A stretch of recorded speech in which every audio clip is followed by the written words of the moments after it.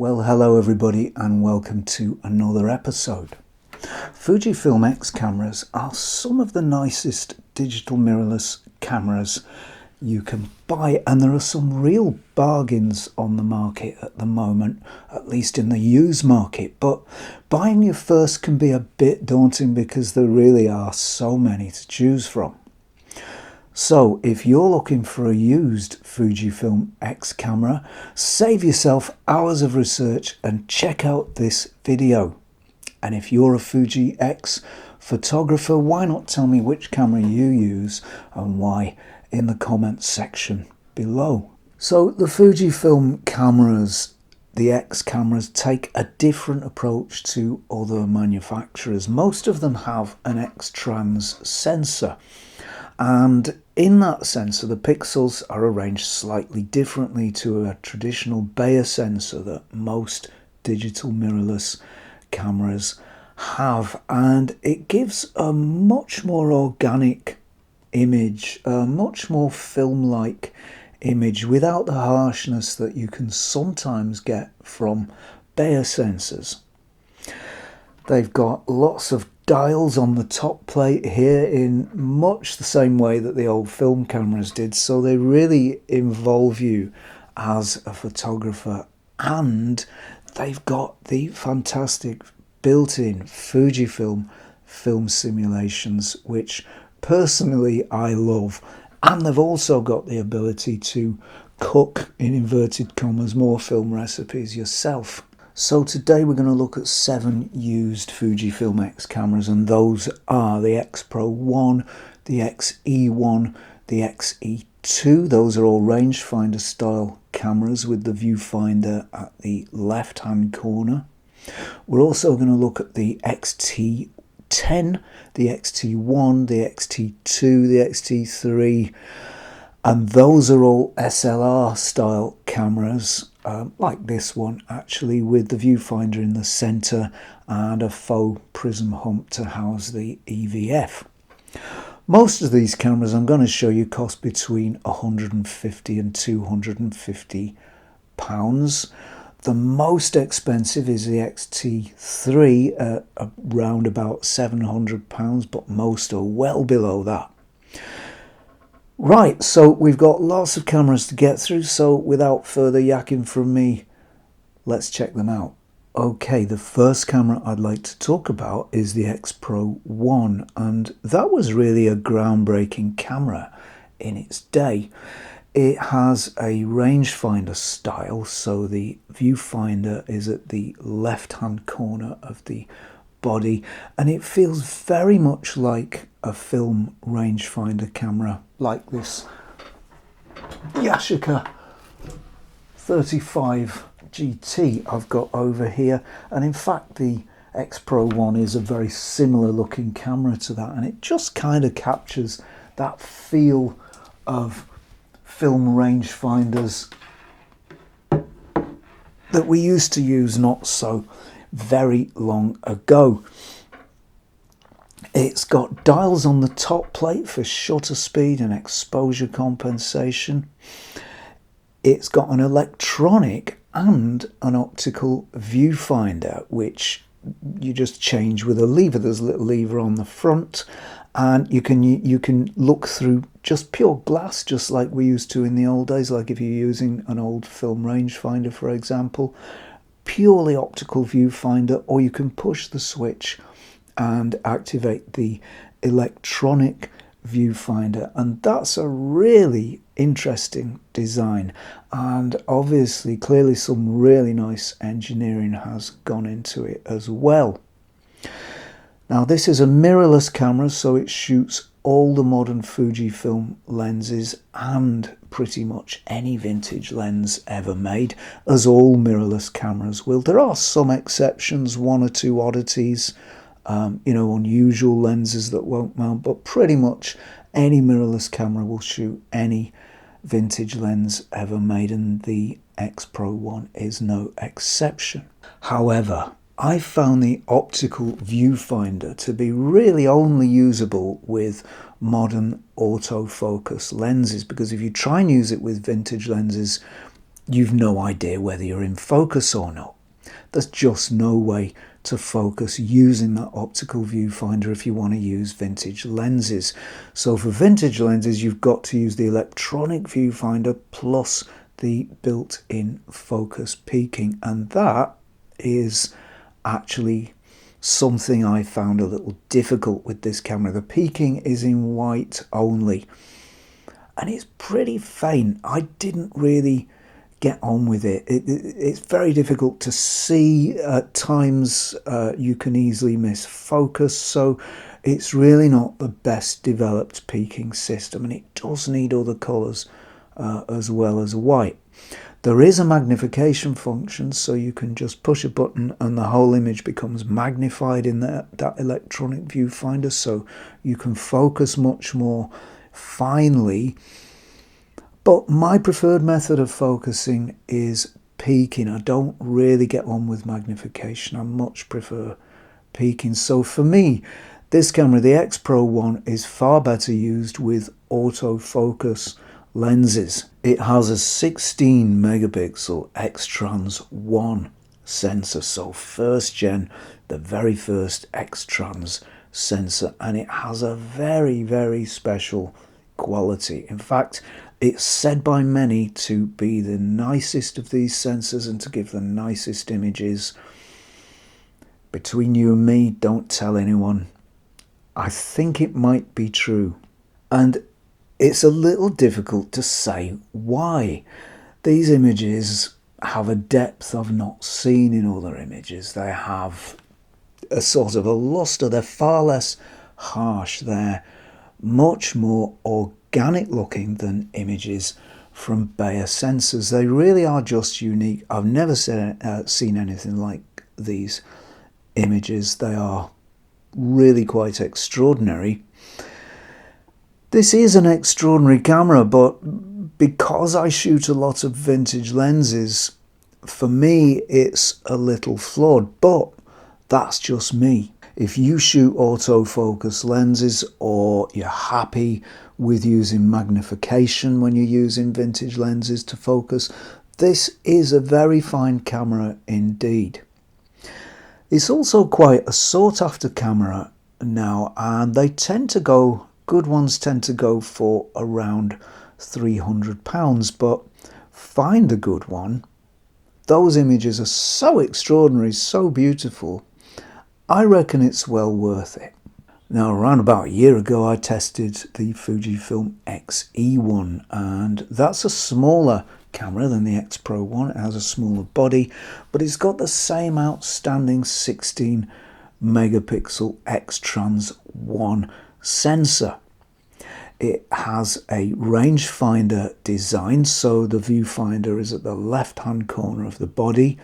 It has a wonderfully small form factor. It's a really neat, trim, tiny little camera, and it too reproduces the feel of compact film cameras from the past. It's a really nice camera, a very, very nice camera indeed, and personally I preferred it to the X-Pro1.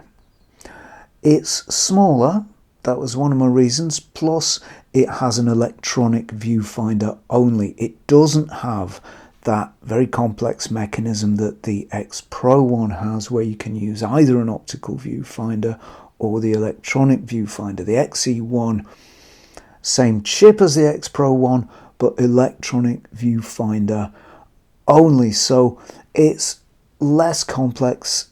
I found it rather less fussy to use as well because of that. I much prefer the simplicity of EVF only. For me, it's a good system, it works fine, and you know, I really don't miss that optical viewfinder that the X-Pro1 had. The X-E1, don't forget, has the same fantastic, really special image quality as the X-Pro1, and it does that in a smaller form factor. However, it does have what I felt were drawbacks, those same drawbacks that the X-Pro1 has, in that it has weak single colour focus peaking, which is in white only. There are not many film simulations built in. Don't forget this was a first gen chip, and it's really best used, I think, with autofocus lenses. However, the X-E1 has a trick up its sleeve. Remember the X-Pro1, a good copy of the X-Pro1 costs £300 or thereabouts, maybe more. A good copy of an X-E1 with the same chip, the same sensor as the X-Pro1 will cost you around £200 and maybe less. Personally, I think it's a better choice than the X-Pro1. It's a bit less fussy, it's a bit easier to use, and it's a bit easier to warm to as well, I found. A lovely little camera, there are plenty of them about, and it's a great introduction to the Fujifilm X method and approach. The X-E2 is in some ways very similar to the X-E1 and in some ways very different as well.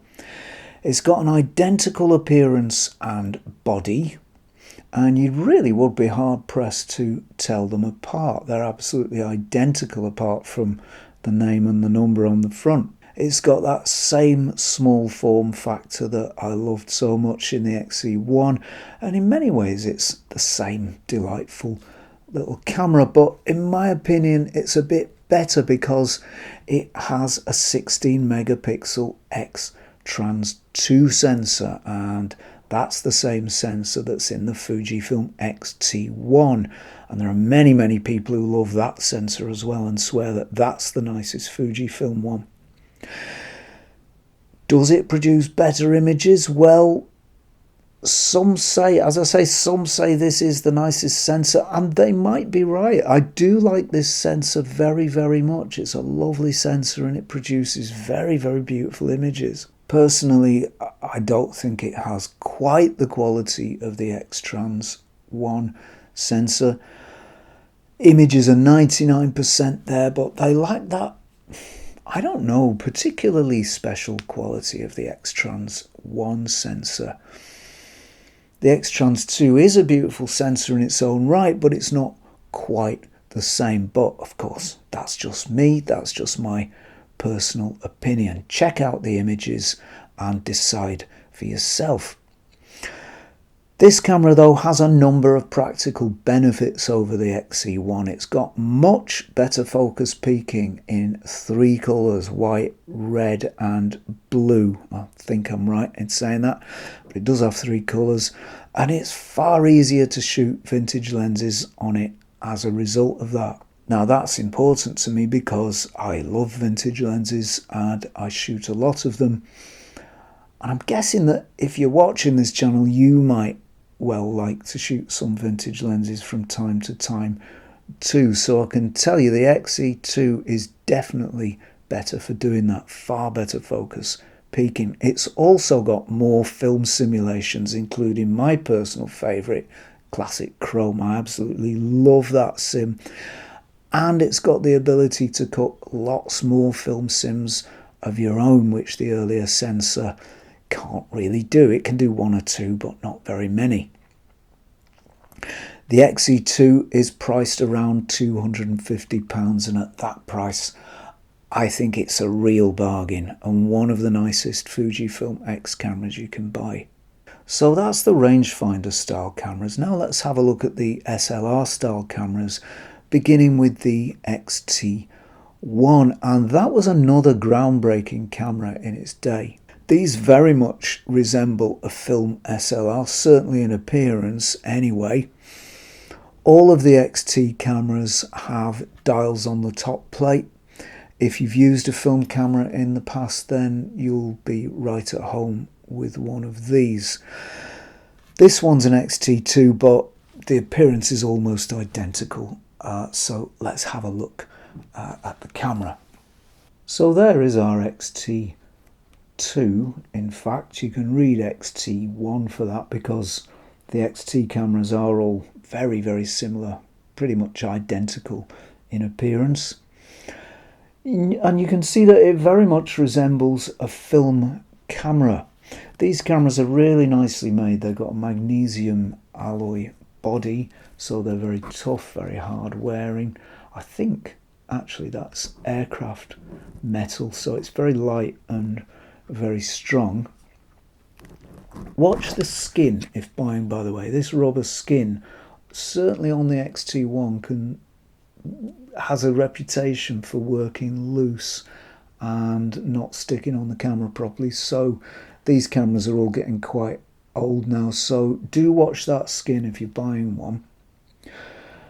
There's a diopter control on the EVF housing just here, so that is lockable on the XT3. All the XT cameras have broadly similar layout and controls with some minor differences. There's the top plate with all those lovely dials on it. So we've got a dial here for exposure compensation, a dial for shutter speed, and a dial for ISO here. And these Fujifilm cameras are the only digital cameras that have this layout and arrangement. And it's not a gimmicky thing, it's a really useful thing. It's very, very useful to be able to change your exposure compensation, your shutter speed, your ISO quickly. And these dials enable you to make those adjustments just whenever you need to. So they're very, very useful things, and I do think more camera makers should adopt them rather than burying those functions away in menus. Now, all of the XT cameras have excellent focus peaking, so they're great with vintage lenses. They have also, as well as peaking, they have magnification as a focusing aid and a digital split image, and that's a kind of an electronic rangefinder simulation where the image in the EVF is actually electronically split, and as you turn the focus ring, that split comes together. When it comes together, you're focused. However, I didn't find it very effective. I found it rather awkward, rather difficult to use, and I'm not sure that's a very successful feature personally. There may be those who find it fine, but I didn't really get on with it. For me, the best focusing aid is peaking, and all of the XT cameras have very good focus peaking. They also have a really useful mode where in the viewfinder, or indeed on the screen on the back, if you select this mode, the camera will shrink your main image. It will still be there, but smaller in the viewfinder. Next to it is a little square, and that is the very center portion of your image, a very small segment taken from the center. So you can see very close up. You've got permanent magnification together with the main viewfinder image, and that small square also shows you peaking, as does the main image. So I've found that a really powerful focusing aid. It's a significant benefit for the XT series, and I do use that a lot. It's great for when you need very critical focusing or you're not sure of your focusing. A very, very powerful tool for using with vintage lenses. All the XT cameras are broadly similar, and the differences really are in their sensors and in their video quality. So the XT1 has a 16 megapixel X-Trans 2 sensor, the same one that I like so much in the XE2. The XT2 here has a 24 megapixel X-Trans 3 sensor. That's a beautiful sensor that makes lovely images, though they are of a slightly different quality than the X-Trans 2. The XT3 has the 26 megapixel X-Trans 4 sensor. It does get a bit confusing, this, doesn't it? So XT3 has an X-Trans 4 sensor. That seems to make very similar images to the X-Trans 3 that preceded it and that's used in the XT2. So which is the nicest? Well, as ever, it's a subjective thing. I mean, I bought an XT2 and then an XT3 after it, which actually is filming now, because I needed a good stills camera with really good video capability. But to be honest though, I really do still miss my XT1.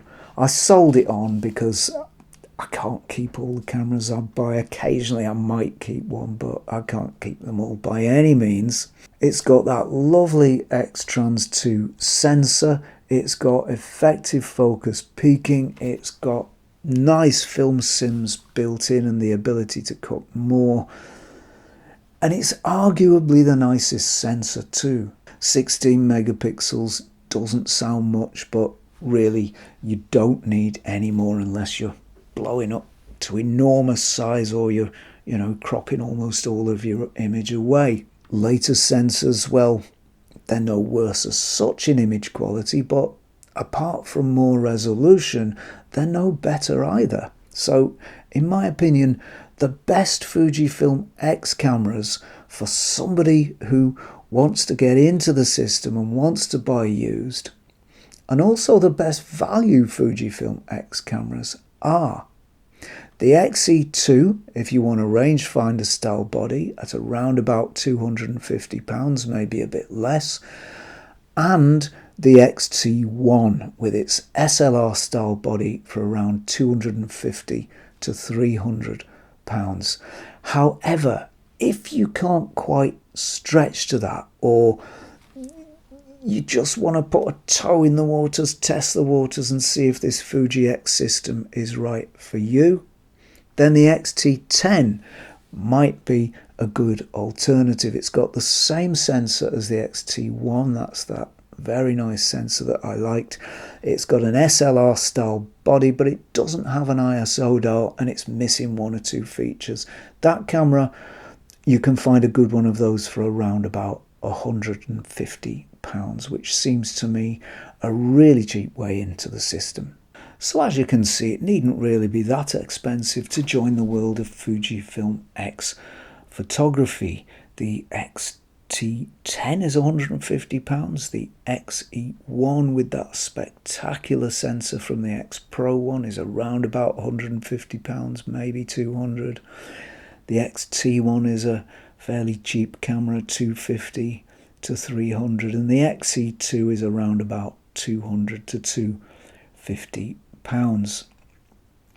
So it really needn't be that difficult or expensive to dip your toe into the waters and see whether you like it or not.